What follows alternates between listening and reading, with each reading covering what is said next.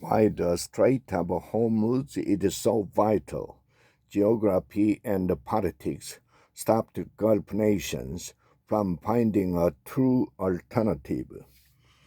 There always has been the nightmare scenario, but it seemed to be a scenario that was not very likely.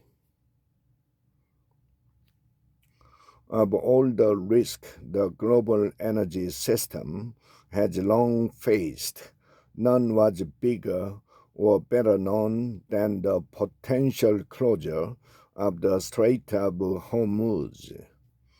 The narrow passageway out of the Persian Gulf is both vital, serving as the only gateway to the rest of the world for huge amounts of oil and natural gas, and extremely vulnerable to attacks.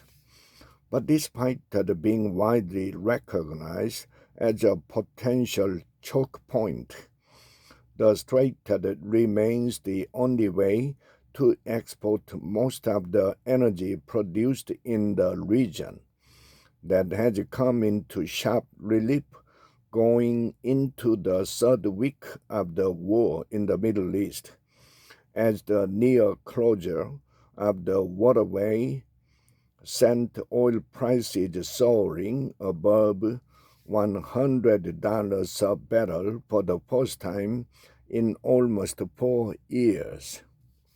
The region there is no true alternative comes down to a combination of geography, political tension, and economic competition among the region's oil powers. There have been efforts to circumvent the strait, notably by Saudi Arabia and the United Arab Emirates, but the pipelines through those countries can carry only a small fraction of the energy produced in the Persian Gulf. For many other energy producing countries in the region, the only way to avoid the strait would be to lay a pipeline across a neighboring country, which would be an expensive and politically fraught endeavor. Take Qatar, one of the world's biggest natural gas exporters.